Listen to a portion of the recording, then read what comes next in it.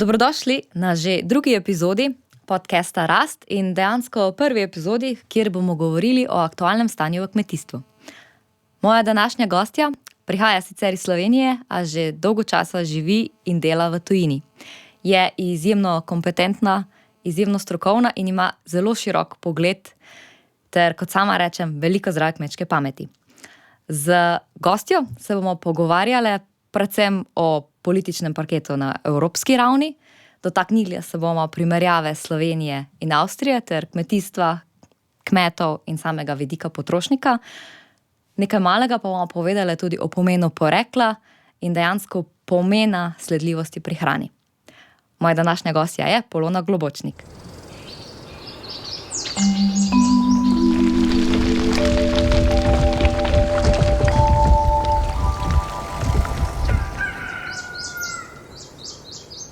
Dobro, Polona, dobrodošla. Jaz ti moram uvodoma res povedati, da sem prav vesela, neke vrste počaščena, da si se odzvala tem povabilu, da lahko svoj prvi podcast dejansko s tabo.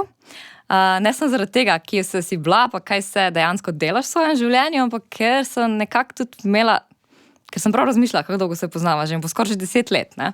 In skozi v tem obdobju si ti šla skozi res toliko enih služb, toliko enih funkcij in mi je prav veselje te spremljati, kako to rasteš. Teda mislim, da bolj primerne osebe za ta najin današnji pogovor ni. No? In bi rada, da tudi vsi, ki spremljajo ta pogovor, malo doživijo to tvojo preobrazbo dejansko. No? Ker ti si odraščala na Gorenjskem, potem vodila hitro v Avstrijo, potem mislim, da si šla že kar v Bruselj, pa zdaj nazaj, malo sem in tja. Skratka, ogromno si dala že skozi. Kako bi sama v bistvu nekako opisala to tvojo preobrazbo? Od deklice na kmetiji pa, v mojih očeh zagotovo visoke strokovnjakinje na področju kmetijstva, iz več zornih kotov. Hvala lepa za povabilo. Je tudi meni v veliko čast, da si name pomislila za prvi podcast. V zadnjih letih je bilo res precej pestro. Se mi zdi tudi podeželska mladina, kjer se poznava, kjer so se spoznale, mi je zelo veliko vsemu temu dala, pa tudi verjetno danes ne bi bila tam, kjer sem, brez podeželske mladine. Tako, kot si rekla, odraščala sem na družinski kmetiji v Šenčurju pri Kranju. Doma, pri nas doma je pogovor zmeri v kmetijstvu, vsak dan poteka vse v bistvu samo okoli kmetijstva, tako da sem bila že v majhnih letih zelo navdušena nad kmetijstvom. Če smo se v šoli, naprimer, ko so nas vprašali, kaj želimo biti po poklicu, ko odraščamo, je bil odgovor zmeri brez pomisleka, da bom na kmetiji. Pa je mogoče skozi to puberteto sem interes malo izgubila, takrat je bilo kmetijstvo. Nisem bila toliko navdušena nad vsemu, več sem želela mogoče nekam drugam, tako da me je takrat pot nekako tudi v Avstrijo vodila na srednjo šolo že, pa kasneje na študij, kjer sem se pol spet nekako po naključju poleg ekonomije tudi na kmetijstvo pristala, pa tako, kot si rekla, je šlo zelo hitro naprej od prakse v Bruslu, kjer sem pa nepričakovano ostala in tako me je prinesel nekako v to kmetijsko zagovorništvo, kjer sem še danes. Ampak zdaj nisi več v Bruslu. Kje si trenutno sedaj? Res je, zadnje 2 leti sem nazaj na Dunaju, so me osebne okoliščine nekako tja pripeljale, tako da zdaj delam na Avstrijski kmetijski zbornici. In tudi tam se dejansko ukvarjaš z zagovorništvom, tako da zdaj mogoče preden preideva na te kmetijske teme, še eno vprašanje, ker ti dejansko vsak dan komuniciraš v 3 jezikih. Še znaš potem? No, seveda znaš, ne govoriš slovenščini, ampak kako ti uspeva ta balans držati, da dejansko sploh, ker verjamem, pri kakih besedah se ti zatakne? Res je to zmeri, mislim, skozi bolj to opazujem, tudi danes smo verjetno na tem podcastu vidno, da včasih lovim kakšne besede. V službi se načeloma pogovarjamo v nemščini, zmeri spet tudi sem zraven na kakšnih sestankih v Bruslu, tudi pri spleta spremljam še zmeri stvari na evropski ravni, tako da je angleščina tudi del vsak dana. Slovenščina je pa v bistvu samo še za pogovor s tistimi, z domačimi pa s prijatelji v Sloveniji, tako da že res čutim, da mi manjka besed pa besednega zaklada. No. Tako da super, da smo te danes povabili, da lahko malo povadiš in dejansko okusiš tudi, kako lep je ta naš jezik. Zdaj, ko te malo poznamo, pa bi začeli mogoče kar tam, kjer si po nekem spletu okoliščin pristala, si sama rekla, torej v Bruslu. Letošnje leto se počasi bliža koncu. In moram reči, no, da za nas kmete je bilo to kar turbulentno leto. Ne pomnim, da je bilo nazadnje toliko kmetijskih protestov. Začeli so se spomladi v več državah, tudi pri nas so bili. In sedaj dejansko spet spremljamo proteste v Franciji, po drugih državah, Velika Britanija. Kako bi dejansko ti pokomentirala, kaj se dogaja z evropsko kmetijsko politiko v zadnjih letih, v letošnjem letu? Kaj so tisti vzvodi, da smo dejansko kmetje sedaj šli na ceste, da smo se začeli postavljati zase? Kje je tista točka preloma? Zadnji let je bil res zanimiv. Se mi zdi tudi za vse na evropski ravni, s katerim sem se pogovarjala, pravijo, da se takih protestov po vsej Evropi ne spomnejo in prek spleta se je to res širilo iz kmetov, mislim med kmeti iz ene države v drugo. Seveda so bili te protesti posledica tudi različnih nacionalnih problematik, iniciativ, ampak se mi zdi, moja izkušnja v Bruslju je bila naprimer, jaz sem prišla v Bruselj v času, kjer se je naprimer Green Deal, Farm to Fork, se pravi ta strategija od vil do vilic, kjer so se te stvari napovedovale oziroma sprejemale. In zame je spomin na Bruselj, po eni strani sem vesela vse, kar sem gor videla pa doživela, po drugi strani je bil pa to tudi dosti težek čas mogoče, ker kmetijstva se mi zdi nobeden ni jemal resno ali pa nobeden ni kmetijstvo postavljal med prioritete. Se pravi, pogovarjali smo se, kako bo vse skupaj bolj zeleno, kako bo boljše, pač noben pa ni. Vsem je bilo pa vsem, če smo rekli, naprimer, da bo kmetijstvo, da bomo izgubili toliko in toliko procentov samoskrbe pri določenih proizvodih, da se bodo kmetije opuščale. In jaz bi rekla, da so bili te protesti pol nekako posledica tudi vsega tega, da so nekaj časa rabiš, da te sporočila ali pa da zakonodajo, karkoli se dogaja na evropski ravni, da informacije preidejo do kmetov in se mi zdi, da je na določeni točki potem to eksplodiralo. Pa če se dotaknemo malo te zakonodaje. Prav tako spomnim se ravno v tem času, ko si razlagala, ko se je to sprejemalo in si bila dejansko takrat zaposlena na Kopi in Kodžeki, da si enkrat morala prav organizirati ekskurzijo za zaposlene, ker vi ste delali, mislim, tako na sektorju za prašičje rejo in v bistvu ste odločali o prihodnosti prašičje reje, oziroma odločali, kreirali to politiko, ampak tam zaposleni določeni še niso videli prašiča v življenju.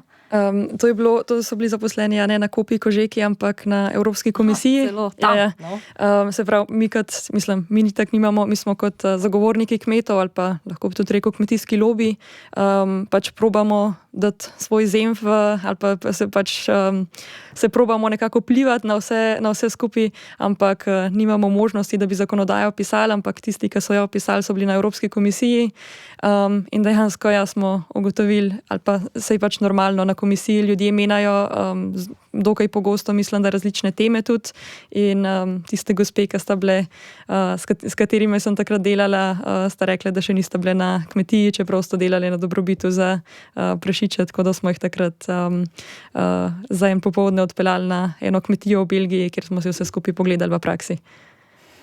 Tako da, se mi zdi, zagotovo je to problem, je tudi mislim, težko pišeš zakonodajo o stvarih, ki jih ne poznaš ali pa ki jih ne občutiš na lastni koži. Zato je tudi pomembno, da ljudem pač, ki nimajo veze s kmetijstvom, in takih ljudi je v Bruslju ali pa tudi v Sloveniji, tudi če, mislim, se ni treba, da so odločevalci, tudi na splošno potrošniki, marsikdo še ni bil na kmetiji, čeprav vsak dan je različne kmetijske izdelke in je ta razpad med prebivalstvom pa med kmetijstvom je skozi večji in se tudi pol nekako vpliva na odločevalce. Torej si bila dejansko ena redkih, ki je prihajala z kmetije in si poznala to kmetijstvo tudi v praksi? Se ti zdi, da je bila to tvoja prednost? Ali? To je bila na vsak način prednost. Ja, tudi na Kopi Kožeki, čeprav smo kmetijska organizacija, pa tudi na Kopi Kožeki imaš pač člane v organizacijah iz držav članic in načeloma na sestankih vedno spremljajo tudi kmetje, pač kot zaposlen ne greš sam na sestank, ampak tudi tisti, ki prakticirajo to v praksi, so zraven, ampak se mi zdi vsak dan v predelu, ki sem ga delala, mi zagotovo zelo pomagali, da sem poznala stvari v praksi, pa tudi doma mislim, da so zelo občutili to, ko sem zmeri spet poklicala, pa sem imela različna vprašanja, zakaj to tako delamo, pa zakaj to tako, da je bil tudi naprimer Ati še zmeri deloma mogoče vpleten v to, kar se je dogajalo tudi v Bruslju. Zanimivo, no? Tako slišati, kako dejansko potekajo te odločitve na najvišji ravni, koliko je potem sploh tega zavedanja, ne? Da dejansko tam se nekaj odloča, kar moramo pa potem mi tukaj izvajati. Ne? Lahko ta prepad zelo velik, če... Ja, se je zelo težko, mislim, na komisiji drugače, ker je pač nekdo zaposlen za določeno temo, ampak naprimer v parlamentu tistih 750 poslancov, ali koliko točno jih je, oni delajo pač na, ne vem, 30 različnih temah naenkrat in te teme so pač v odboru so mogoče niso tako daleč stran ena od druge, ampak naprimer, ko na plenarnem zasedanju glasuješ, je pač eno glasovanje od baterij, naslednjo glasovanje od prestavitve ure, pa je pa kmetijstvo in pač je logično, da se ljudje tudi ne spoznajo v kmetijstvo toliko in v detajle in to je v bistvu naša vloga kot kmetijsko zagovorništvo na vseh ravneh, ali je to nacionalno ali evropsko, da predstavimo probleme kmetijstva, pa da ljudem, ki s tem niso toliko v kontaktu, povemo, zakaj tako mislimo. Kako pa se v bistvu ta slovenski glas tam sliši? Kdo je naš predstavnik v Bruslju? Se pravi, Slovenija, naprimer kot Avstrijska kmetijska zbornica, imamo v Bruslju svojo pisarno z 2 zaposlenima. Slovenija te pisarne nima. To je zelo različno med državami članicami, se pravi, te večje delegacije kot Nemčija imajo tudi po 4-5 ljudi tam, manjše države, mogoče težje najdejo finance za nekoga, da bi bil zaposlen prav v Bruslju. So pa organizacije načeloma tudi članice Kope Kožeke, tako kot smo v Avstrijski kmetijski zbornici, sta tudi Slovenska kmetijska zbornica pa Zadružna zveza del Kope Kožeke. Tako da v bistvu imamo neko možnost, da smo lahko kmetje prisotni tudi na teh v bistvu delovnih skupinah. Če bi se angažirali znotraj naših organizacij, bi potem na neki točki mogoče lahko tudi imeli dostop do vseh teh informacij. Ja, mislim, obe organizaciji sta članice Kope Kožeke in s tem imata tudi dostop do vseh delovnih skupin in karkoli se tam dogaja. Pa, če pridemo malo nazaj na proteste. Začeli smo v bistvu nekako lep povzetek iz teh pomladnih protestov, ki si rekla, so bili posledice nekako sprejetja tega zelenega prehoda. Zdaj pa so ponovno protesti. Zakaj pa so ti protesti? Zdaj najbolj odmevni mislim, da so ravno v Franciji. Čemu so pa ti? Kaj je tu največji problem? Ja, se mi zdi, da je bilo tudi v medijih kar glasno v zadnjem mesecu. Se pravi, zdaj je, mislim, vsi protesti, ki se trenutno dogajajo, mislim, da so posledica sporazuma Mercosur, ki sicer še ni čist zaključen, ni še vse padalo vodo, ampak veliko indicov kaže v to, da bo sporazum sprejet in to je pri kmetih v različnih državah vodil do veliko nejevolje in temu primerno tudi do protestov. Se mi zdi, ja, v Franciji so bili zelo veliki protesti že v zadnjih dneh, tudi v Španiji sem videla, na Poljskem, v Belgiji organizirajo proteste. Ja, bomo videli, kako bo šlo naprej v naslednjih tednih. Kaj pa sploh, da si lažje predstavljamo, trgovinski sporazum Mercosur, to v bistvu je sporazum z Latinsko Ameriko.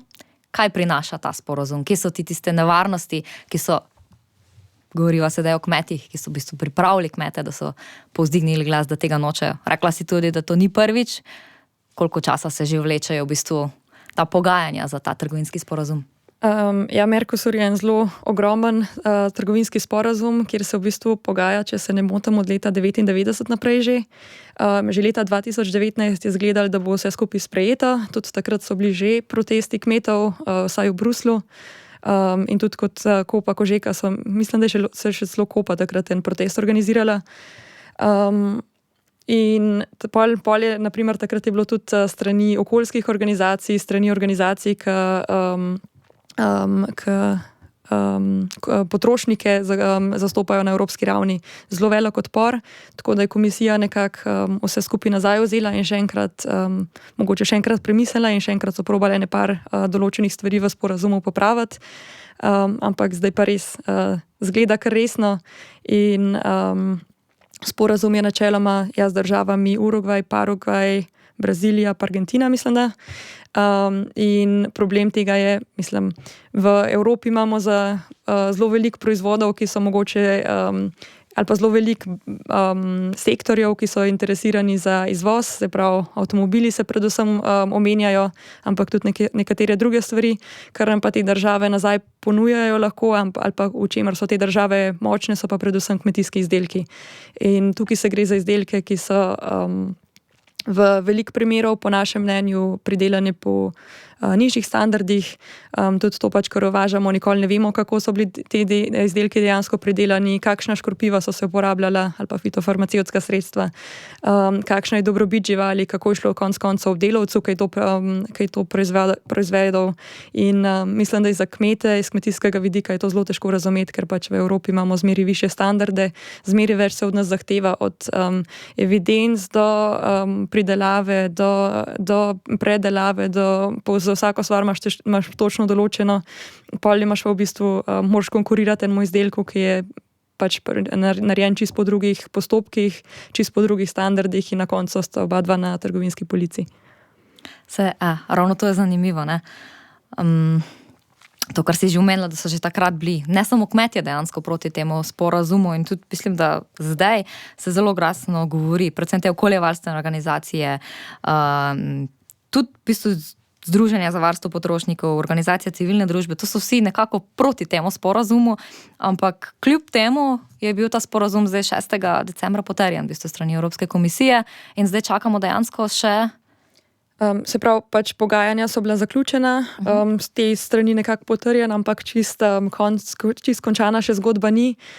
Se pravi, zdaj je treba še ta sporazum mora iti odvisen, kako bojo postopek naprej naredili, ampak v primeru, da se sporazum, da ostane tako, kot je, da se ne deli, rabimo, da ga potrdijo vse države članice.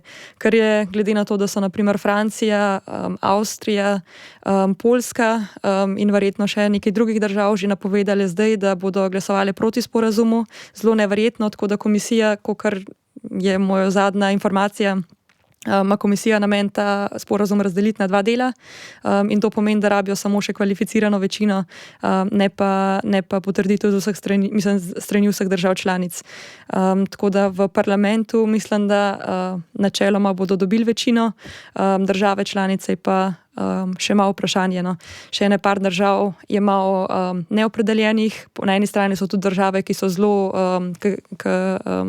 podpirajo ta sporazum, naprimer Nemčija, Španija, naprimer Italija je pa še malo pod vprašanjem in kot kmetijski zagovorniki gotovo upamo, da se mogoče teh nekaj držav konec koncev odloči proti ali pa da jih mi prepričamo s svojimi argumenti in da se odločijo v prid kmetijstva namesto industrije. Kje pa je tu Slovenija? Kako se pa mi nagibamo? Zdaj, mislim, da je jasno, da kmetje v Sloveniji smo striktno proti temu sporazumu, ampak kakšne so tvoje informacije? Kaj pa pravi bruselski parket o državi Sloveniji? Jaz od Slovenije, ampak tudi moram priznati, da nisem tega toliko v detalj spremljala, ampak od Slovenije še nisem slišala, da bi bila tukaj končna pozicija narejena, ampak glede na to, da je ta sporazum ni preveč priljubljen med potrošniki, ne med kmeti, se mi zdi, da mislim, upam, da se v pravo smer odločijo. Tu imamo dejansko zdaj priložnost, da mogoče nagovorimo širši spekter poslušalcev in da vsi nekaj pri temu doprinesemo. Tako da mogoče še malo bolj osvetljivo. Kaj dejansko pomeni, če bo ta sporazum sprejet? Kljub temu, to bom prav citirala, kar sem si izpisala, ne, da Evropska komisija zagotavlja, oziroma brani svojo odločitev na način, da gre trenutno pred tem sporazumu Mercosur za najobsežnejši dogovor o zaščiti evropske hrane in pijače doslej in da bodo pozorno spremljali tržna gibanja po izvedbi dogovora, zlasti v kmetijskem sektorju. Da zagotovili bodo, da bo partnerstvo z Mercosurjem z Mercosurjevim evropskim kmetom, pa tudi evropskim potrošnicam in potrošnikom prineslo ugodnosti. In vkolikor bo imelo izvajanje novega sporazuma negativen učinek na kmetijski sektor v Evropi, kar je sicer malo verjetno, poudarjam, to so besede komisije, pa nameravamo vzpostaviti rezervni sklad v višini vsaj 1 milijarde evrov, kar je v bistvu zelo zanemarljivo, če pogledamo, kako velika je ta malha. In ta 1 milijarda evrov, to je torej zavarovalna polica za naše kmete in podeželska območja. Kajti oni, še enkrat, Evropska komisija pravi, da skupaj z evropskim kmetijskim sektorjem bomo uvedli nove ukrepe za poenostavitev upravnih postopkov in zmanjšanje birokracije zanje. Zdaj, če govorim jaz čistko z vidika kmeta, jaz temu absolutno ne verjamem, pa me vseeno zanima tvoj komentar na vse skupaj. Tudi jaz njemu ne verjamem lih preveč. Se pravi, v tem sporazumu predvsem na udaru je ene par sektorjev, to so na primer sektor perutninskega mesa, sektor govejega mesa, sladkor, etanol in tako naprej. Problem pri teh sporazumih je, tako kot sem že prej rekla, mi nimamo nobenega pogleda na to, kako se ta hrana v tretjih državah prideluje. Mi lahko pogledamo samo, če je hrana, ki pride na mejo, neoporečna, se pravi, če od nje, če jo ješ, ne zboliš, ampak ne vemo kako je šlo živali, kar nam je Evropejcem očitno pomembno. Glede na to, kakšno zakonodajo smo si sami naredili, ne vemo, kakšne antibiotike je žival dobila. V Braziliji še zmeraj uporabljajo naprimer antibiotike za rast živali, kar je v Evropi že 20 let prepovedano. Tudi Kopa je naredila eno analizo, naprimer pri pridelavi sladkorja uporabljajo 30 škropiv, mislim, da je bilo 30 škropiv, ki so v Evropski uniji tudi že leta prepovedana iz različnih zdravstvenih razlogov.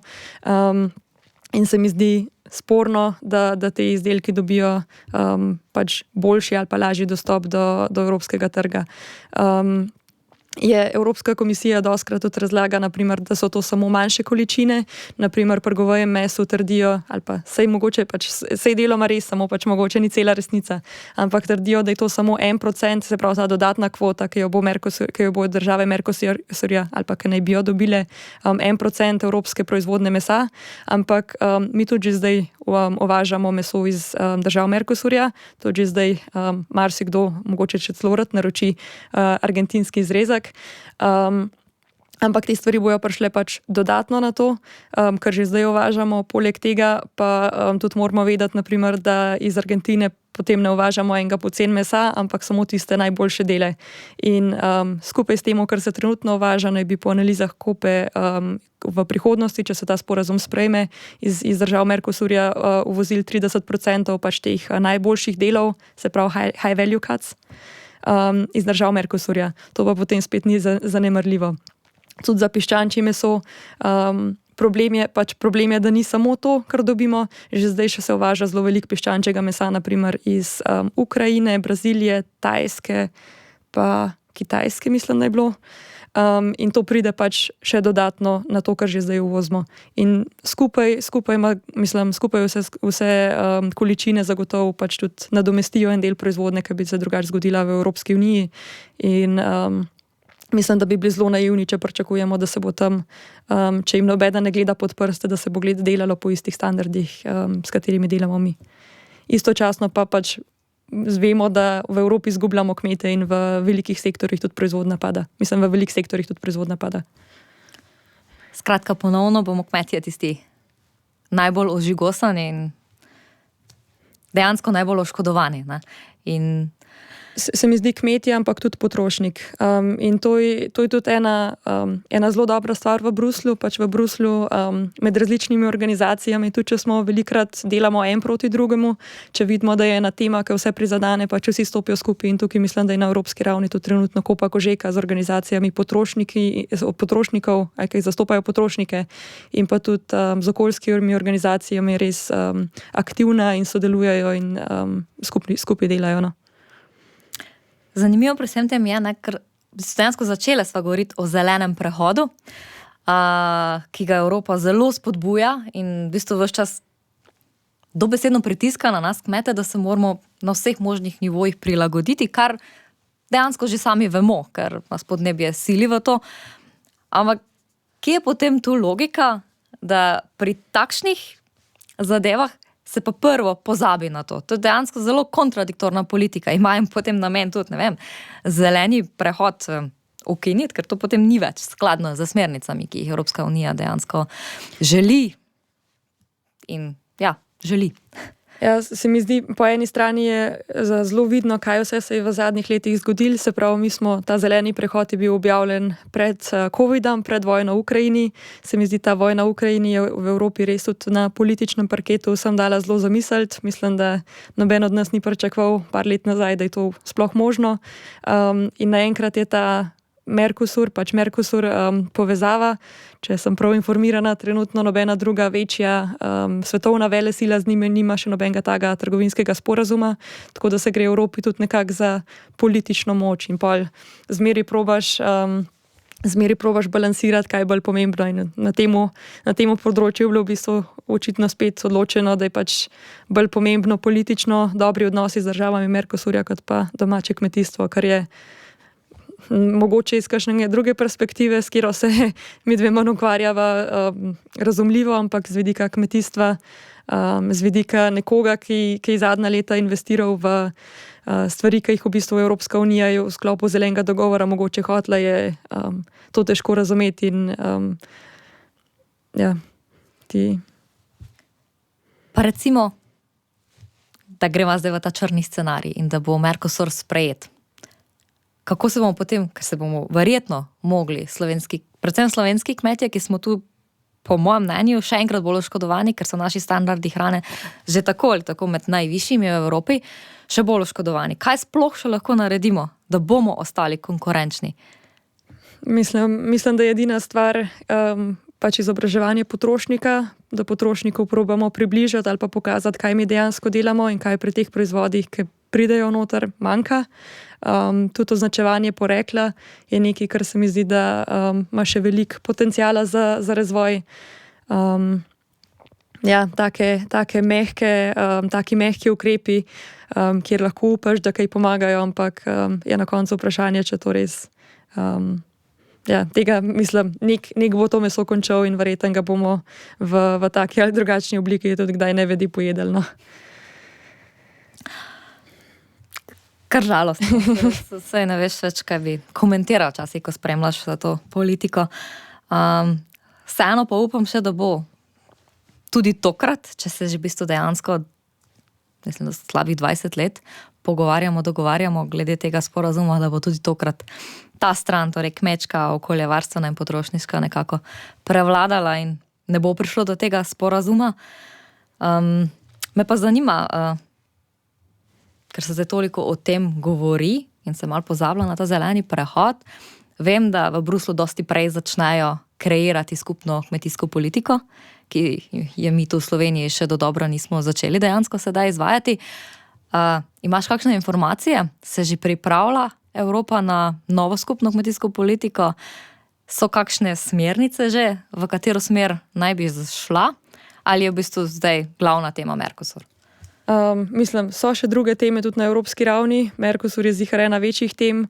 Na skupno kmetijsko politiko se mi pa zdi, mislim, tukaj se nikoli ne konča, pač vsakih 7 let se kmetijska politika spreminja in zmeri je, ali se pripravlja naslednja, ali mogoče začne se na začetku čisto malo implementirati, pa se pa v bistvu že po tistih prvih problemih nekako spet začne pripravljati na naslednjo politiko.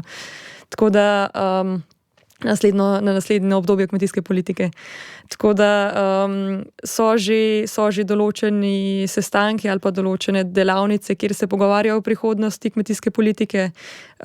Je bilo tudi ene par že idej, ki so bile mogoče malo bolj od posameznikov določenih, ki so bile mogoče malo bolj kontroverzne. Naprimer, pogovarjali se je v Bruslu v zadnjih tednih malo o temu, da sploh ne vem, iz kje ta ideja dejansko prišla, ampak da bi država članica dobila na splošno denar iz Evropske unije skupaj in pol bi se sama še enkrat odločila, kjermu področju želi dati koliko prioritete, ampak mislim, da je bilo strani kmetijskih organizacij to, da bi pol še na nacionalni ravni še enkrat bil boj za kaj gre kmetijstvo in kaj ne, da je bilo to zelo kritično sprejeto, pa mislim, ne vem tudi, če je bilo to resno mišljeno, ampak ja, mislim, da zdaj res smo v času zbiranja idej za prihodne, ampak ni pa še nič konkretnejšega določenega.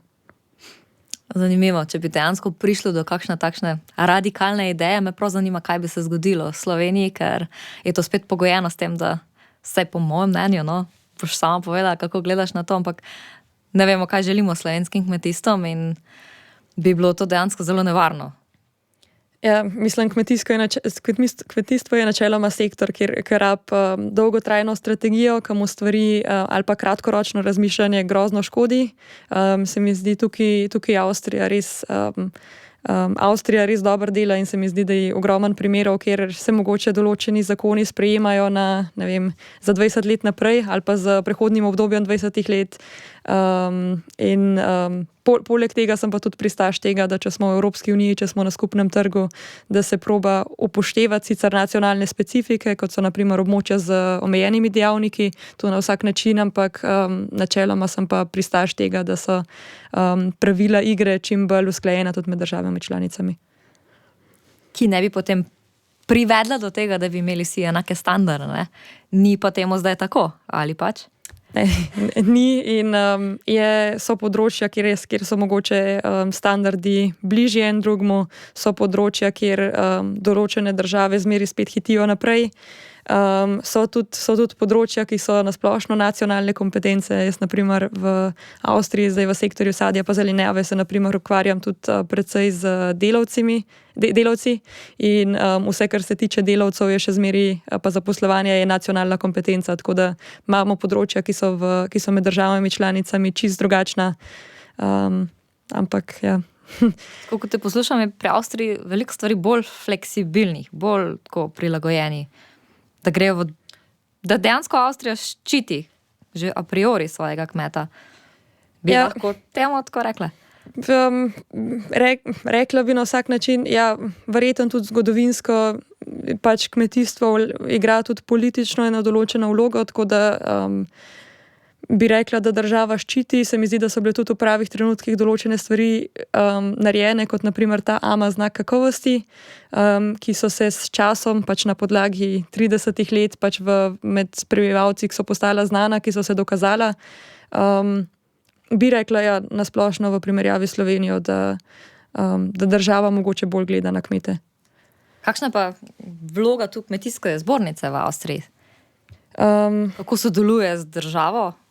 Kot kmetijska zbornica, to je tudi zelo težko primerjati obe dve države. V Avstriji sem prav pogledala, za nalašč v Avstriji bila prva kmetijska zbornica v spodnji Avstriji ustanovljena pred 100 leti. Se pravi, ima že res ogromno zgodovino in tudi avstrijska kmetijska zbornica, se pravi kot ta umbrella, kot krovna organizacija, se pravi zbornic, v bistvu obstaja že 80 let. Tako da imaš določeni postopki, so se v tem času že razvili in stvari pač funkcionirajo drugače kot v eni državi, ki mogoče še ni toliko stara.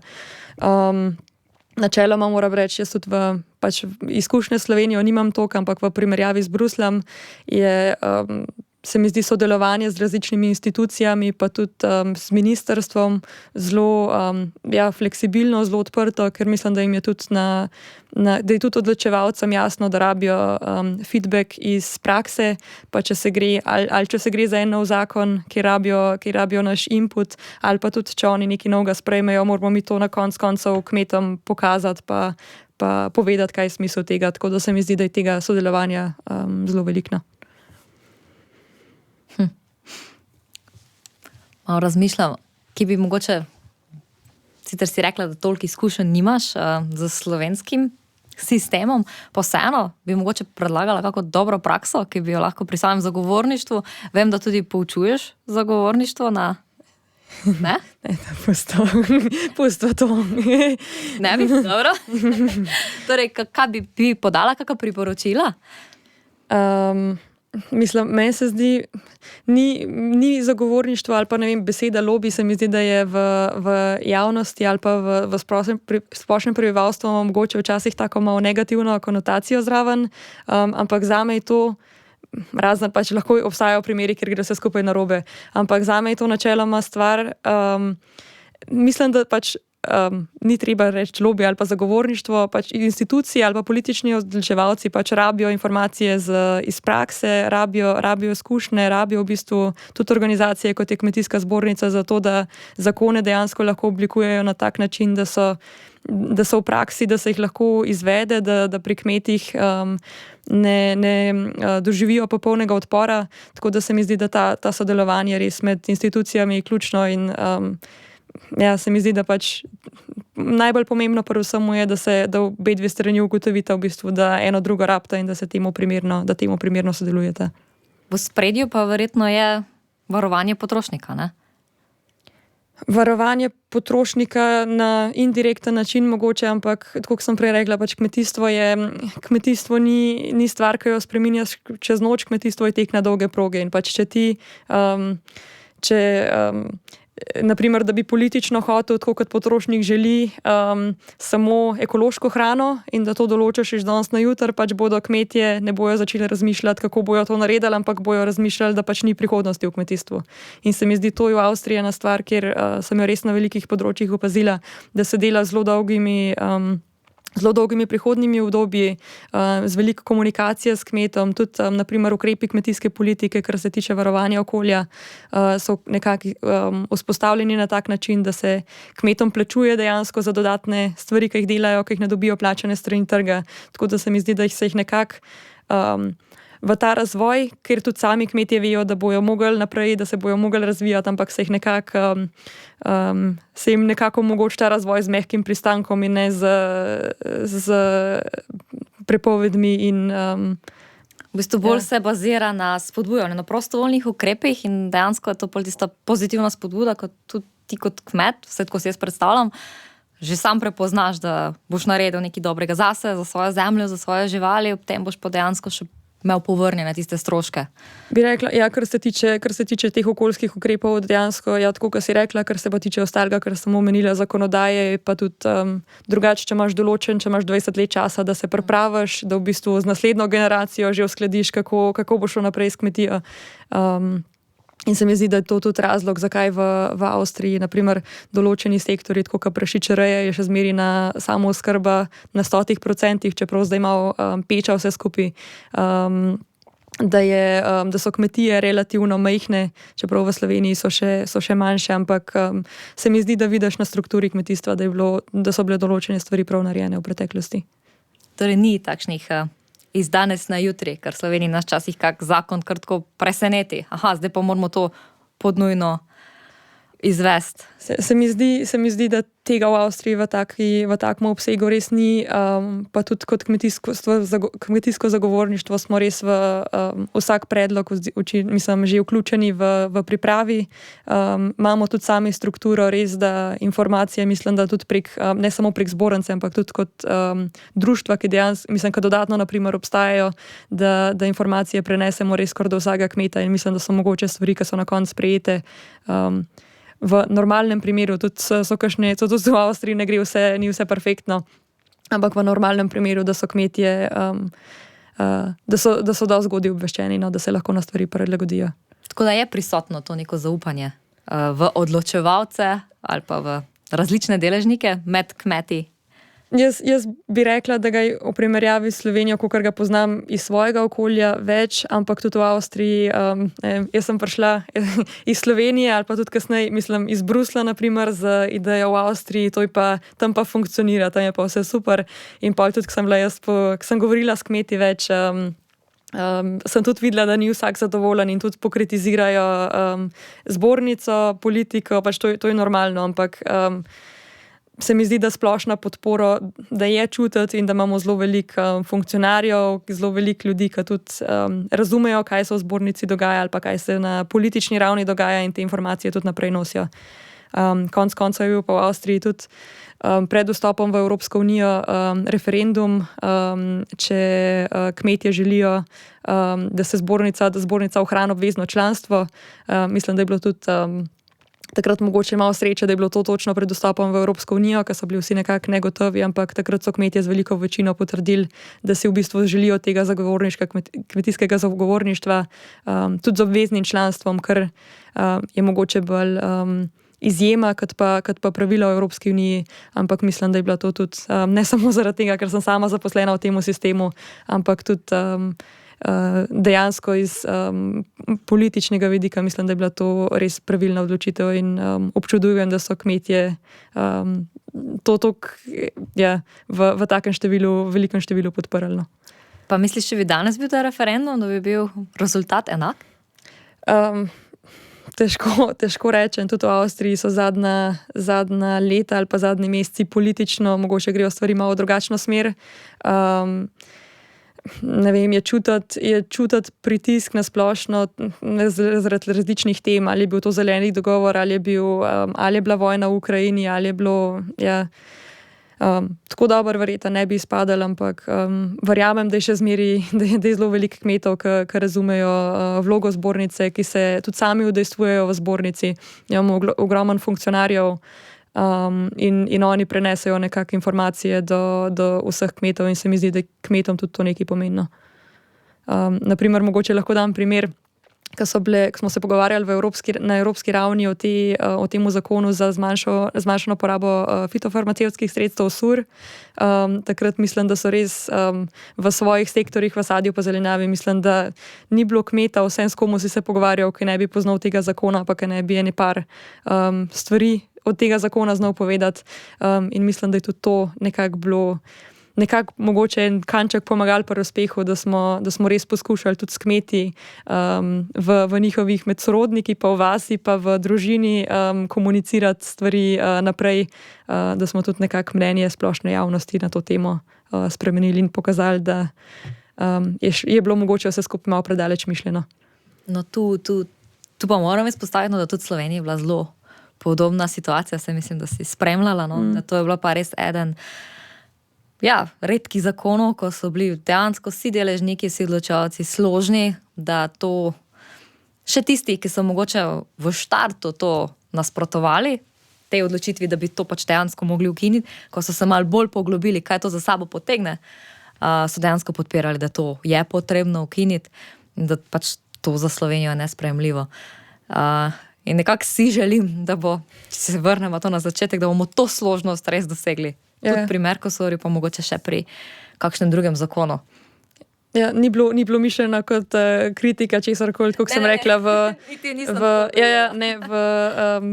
toliko sem že delač pa dolg stran, da probam spremljati, kaj se v Sloveniji dogaja, ampak nimam pa pogleda v stanje v praksi, pa v detajle to v takem obsegu. To je bila zgolj kompliment za naše odločevalce in naše deležnike, da je bila pa ena stvar, ki se je res zelo dobro naredila, pa mislim, da si kmetje želimo veliko več tega, res tega složnega sodelovanja, ker se, pa tako si rekla, dejansko se na tak način, ko je neka sloga, ko stopijo tako organizacije, tako kmetje skupaj, se da marsikaj narediti, ne? Če tudi pač verjetno moraš sklepati neke kompromise povsod, ker kmetijstvo je še vedno tako različno, vsaka kmetija dejansko neka svoja zgodba in nikoli, se mi zdi, ne bodo vsi zadovoljni, ampak z nekimi pravimi kompromisi pa se da marsikaj premakniti naprej. Je pa zagotovo potrebno ogromno neke komunikacije in pa vztrajnosti ter volje, da prideš do tega kompromisa.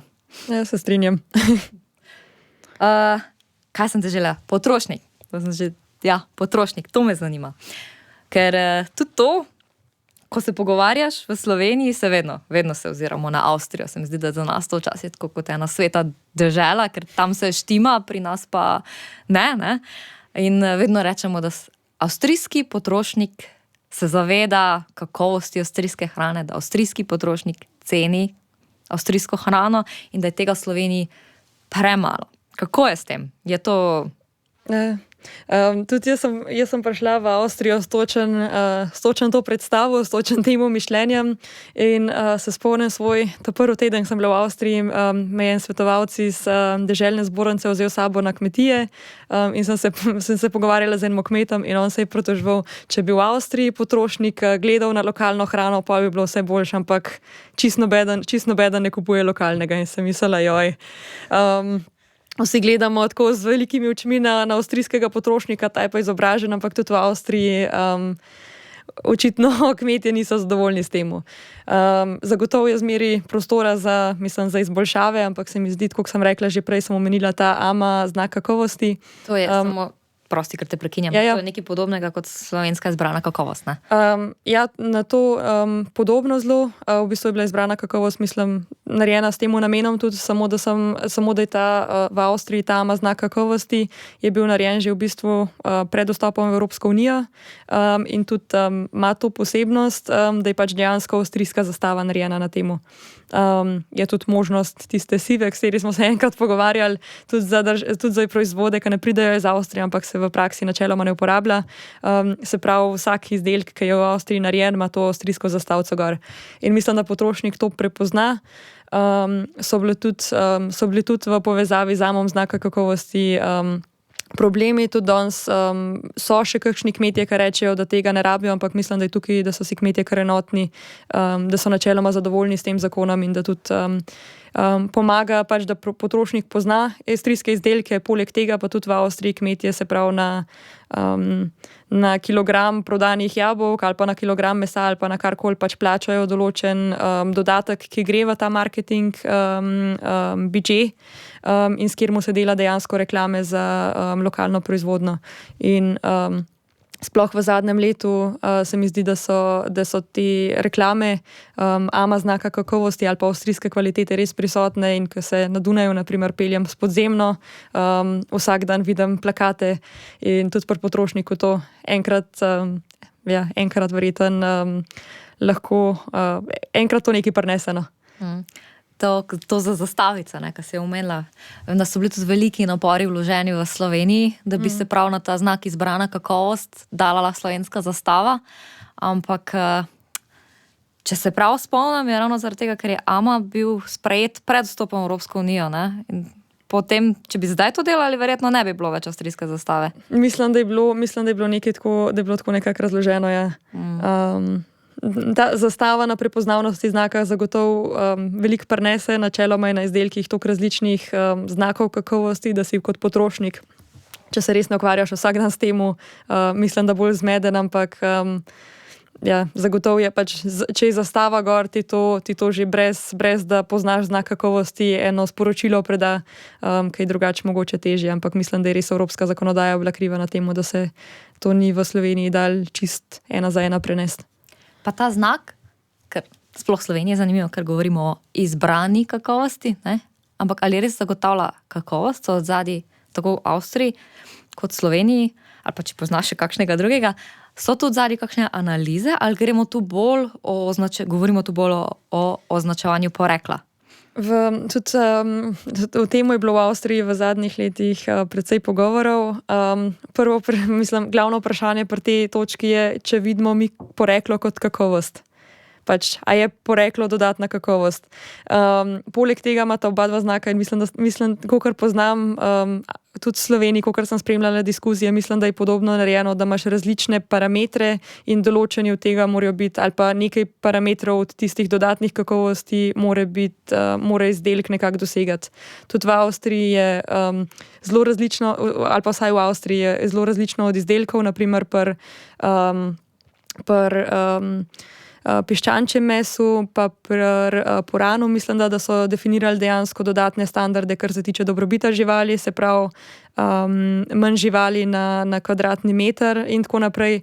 Pri določenih drugih izdelkih je mogoče bolj fokus na samo na poreklu, ampak tako sem rekla na začetku, tukaj spet vprašanje, a je poreklo dodatna kakovost ali ni.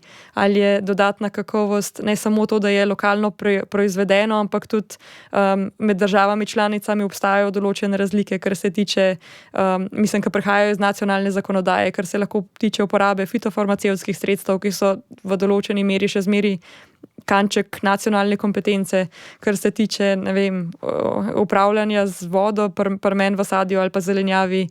Tako da se mi zdi, da je ena mešanca tega, ampak se mi zdi, meni kot kupcu je to zagotovo orientacija, pa meni pomeni eno dodatno kakovost. Težko pa rečem na splošno, mogoče bolj filozofsko vprašanje že. Niti ne, meni se zdi kar vprašanje na mestu, ker že prej smo omenili malo standard, ne?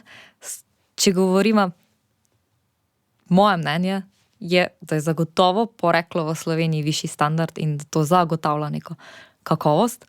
Če primerjamo te standarde po Evropi, ne? Se sama si bila veliko po Evropi, tudi izven Evrope, in to je zdaj malo vem, da marsičesa ne ješ ravno zaradi tega, ker se v bistvu dejansko toliko si seznanjena s tem, kaj se pomeni neko poreklo in kaj se je v tej procesirani hrani, ki jo mogoče vidimo na nekih policah. Vem, da imaš prav neke raziskave od zadnji, tako za jabolčni sok, kot za kečap, naprimer, da ima ta del opiši, ker se mi zdi zelo zanimiv, pa ravno tega mogoče premalo poznamo, no, ker si nazajmo časa, da bi dejansko raziskali, kaj stoji od zadnji za tem poreklom. Ker sploh v Sloveniji, kar je meni tako nepredstavljivo, ampak zakonodaja omogoča, da če zadnja faza predelave je slovenski izdelek, ne glede na to, kaj je tam not, ne. Tako da, povej, Ja, kaj je s tem? to je mogoče malo bolj moj hobi, že zmeraj bil s tem poreklom, pa s kje stvari prihajajo. Meni se zdi, mislim, lokalna proizvodnja ima več prednosti, ne samo to, da podpiraš dejansko ljudi, ki jih poznaš, ali pa lokalno gospodarstvo, da denar nekako ostane v okolici, ampak tudi se mi zdi, pač, če gledamo naprimer vsaj na evropsko raven, kar se tiče uporabe fitofarmacevtskih sredstev, se mi zdi, zaupam temu, kar je narejeno na evropski ravni. Kar se tiče ravnanja naprimer z delavci, se mi zdi, da je to ena stvar, ki jo mogoče dostikrat tako lahko jemljemo, ker pač itak je tako ali tako pride vsak pulover iz Azije, ampak pri hrani se mi zdi, da je mogoče to še malo bolj emocionalno, vsaj meni osebno. In ja, jaz nimam potrebe, da bi določene izdelke jedla, ker se mi zdi, da želim, da gre ljudem, ki to predelujejo, dobro, da je tudi na okolje nima ne vem kakšnega negativnega vpliva in nimam potrebe, da bi pozim jedla borovnice in pač si naročim 80 kil jabolk, pa za 2, no, in pozim pač jeva jabolka, ker je to sezonsko in ker je to, ja, ne pogrešam pa banan ali pa tega se pri meni v stanovanju ne bo najdel. Se mi zdi, sploh mi pa zanimivo vse skupaj, odkar sem mogoče v tem sektorju sadja pa zelenjave, se ukvarjam res s temi predelanimi izdelki. Tukaj pa, preden sem sama prišla v sektor, mislim, da res nisem realizirala, iz kje stvari dejansko prihajajo.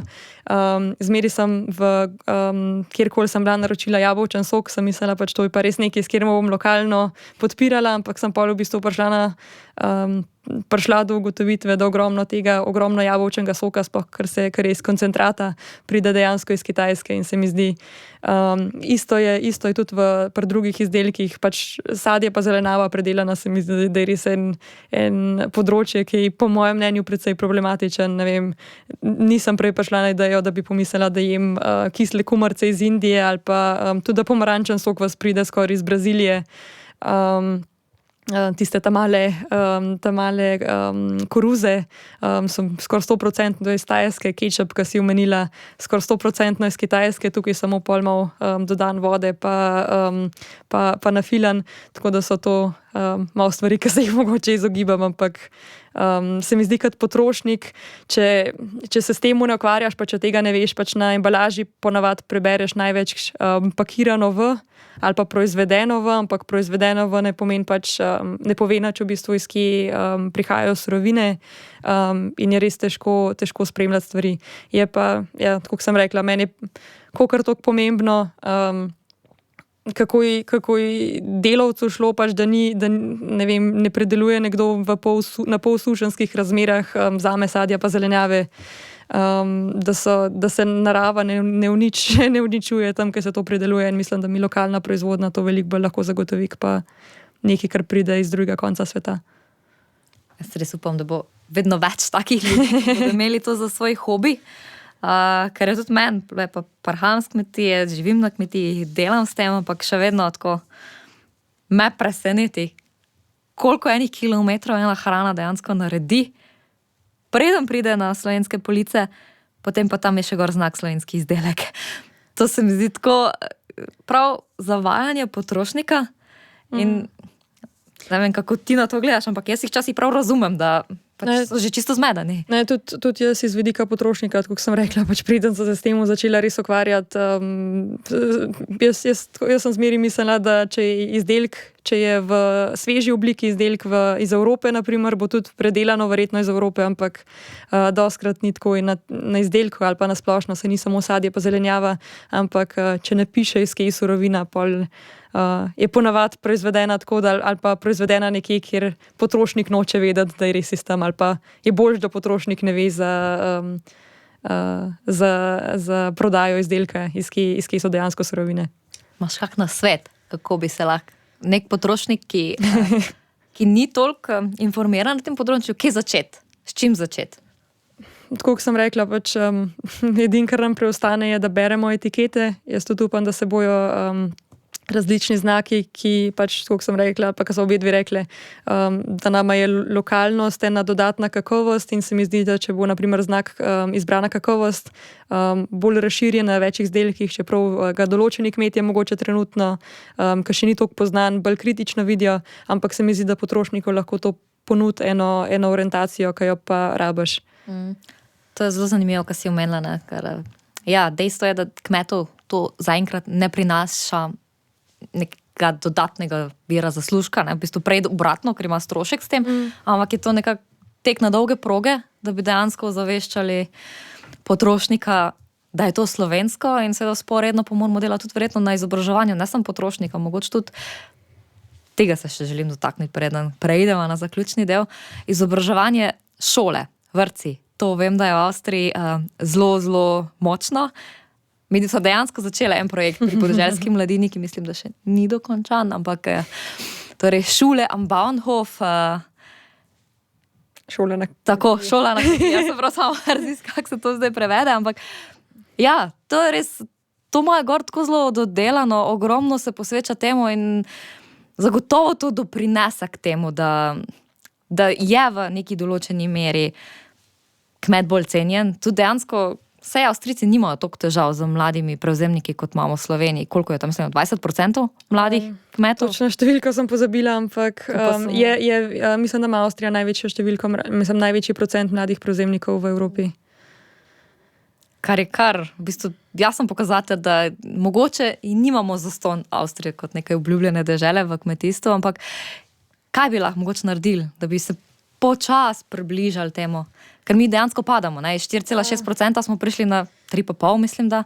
Ja, se mi zdi, da si zelo veliko različnih tem zdaj nagovorila o šoli. Ne. Na začetku mojega vprašanja.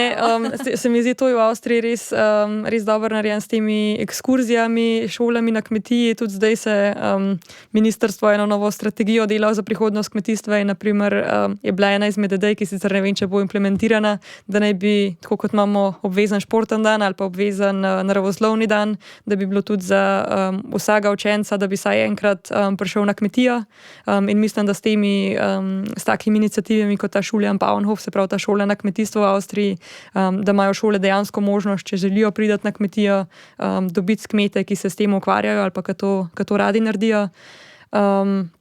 Je pa to problem z mladimi prevzemniki, je deloma zagotovo tudi vpliva splošna percepcija kmetijstva na to, če se odločiš za kmetijo ali ne, ampak tudi ekonomski vidiki tukaj igrajo veliko vlogo in tudi v Avstriji zagotovo malo kanček boljš kot v Sloveniji. Težko rečem, kaj je točen razlog za to, a so Tudi v Avstriji struktura kmetijstva je načeloma zelo podobna, naprimer zelo veliko kmetov dela na kmetiji ob službi, kmetije so relativno majhne, tudi kar se tiče razdelitve med sektorji pa omejenimi dejavniki, je vse zelo podoben, tako da se mi zdi, mogoče malo to, da je kmet bolj cenjen v populaciji. Mislim, da je bila ena raziskava narejena v Avstriji, da je kmet takoj za doktorjem kot najbolj cenjen poklic. Kaj vse v to pomaga v Avstriji, kar je mogoče ena zanimiva stvar, kar se je v zadnjih 2 letih zelo razvil, so agri-influencerji. Se pravi, ljudje, ki na Instagramu govorijo o kmetijstvu ali pa na TikToku zdaj, zato to je že malo izven mojega... Že prestare. Ja, tega že ne razumem več, ampak Ampak tam je zdaj res pač kot naprimer te avstrijske kmetijske organizacije to zelo podpirajo, da se mladi naprimer ukvarjajo s predstavljanjem kmetijstva na družbenih omrežjih in mislim, da je to tudi nekaj, kar dokaj dobro funkcionira. 2 tedna nazaj sem spoznala eno vplivnico iz Nemčije, ki se isto s tem ukvarja in ima na spletu 150,000 sledilcev. Tudi sama je že pol od tega govorila, da je v bistvu na začetku začela res v tem kmetijskem okolišu, da so vsi, ki so ji sledili, bili pač večinoma kmetje, ki je bilo jim zanimivo ali pa popestritev dneva, če so videli, kaj ona dela, pa kaj snema, ampak se je res na dolgi rok to razširilo in mislim, da to tudi pomaga nekako pri videnju kmeta v javnosti. Sigurno, ker dejansko ves mlajši rod, pa tudi, da se dejansko vsi smo vedno več, ne samo mladi, no, vedno več na teh družbenih omrežij in razmišljam, zdaj so tudi mi imamo neke zametke tega že. Ministrstvo je naredilo kampanjo Lepo je biti kmet. Poznam sama par kmetic, ki delajo ta live kmetijstvo zelo dobro, no, tako da, ja, dejansko je pa spet na nas, da se odpremo, pa si človek za TikTok ali pa ne, verjetno malo doprinese k temu. Ne, zagotovo to ni stvar za vsega, ampak se mi zdi pač vsako v svojem okolju tudi ne bo se vsak s tem profesionalno ukvarjal, ampak sama tudi včasih probam narediti kakšen post v to smer, čeprav mi ne gre, čeprav se vidim, koliko je dela za temo, ampak neki ur sediš zraven, ampak nekako vidim tudi kot mojo vlogo vsemu, da tudi tiste ljudi, ki jih jaz poznam, da jim mogoče malo vsak dan kakšno stvar iz svojega življenja povem ali pa kakšno stvar, ki se meni v glavu dogaja. Dejansko majhni koraki, ampak na koncu, ko se zložijo skupaj, lahko ena taka lepa zaokrožena celota. In si pa naredila, mislim, da danes res zelo veliko za slovensko kmetijstvo, ker smo kar šle zelo široko, pa hkrati tudi bolj v neke detajle, tako da res ti hvala. Sem še enkrat bolj prepričana, da si bila odlična izbira za prvo gostjo, tako da hvala ti, res. Bi te pa zdaj povabila k nekim zaključnim besedam. Smo tik pred prazniki, kjer se bo seveda tudi dobro jedlo. Upamo, da čim bolj lokalno. Če imaš kakršnekoli zaključne misli, kakšna sporočila, želje, kaj si mogoče ti želiš? Evo, spet imam dosti vprašanj, pardon. Ne. Lahko nekako zaključiš po svoje, evo.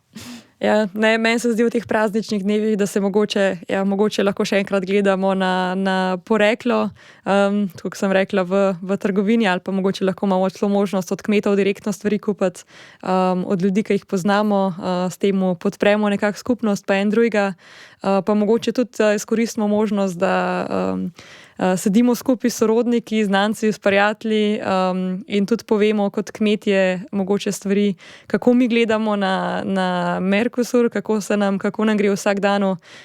Na koncu je pač zagotovo naloga kmetijske politike ali pa kmetijskega zagovorništva, da te stvari dejansko v zakonodajne predloge spravi ali pa da naredi najboljše iz vsake možnosti za kmetijstvo, ampak se zdi, da imamo tudi vsak v svojemu privatnemu življenju osebno lahko zelo velik vpliv na ljudi okoli nas in v kmetijstvu so se mogoče v zadnjih desetletjih malo preveč zapirali ali pa delali pač tisto, kar smo mogli narediti in smo pozabili pač ljudem razlagati, kaj dejansko delamo in mogoče lahko take dni tudi za kaj takega uporabimo.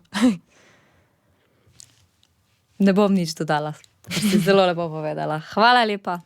Jaz sem tudi hotela hvala reči, mi je bilo v veselje in veliko čast. Nisem pričakovala povabila.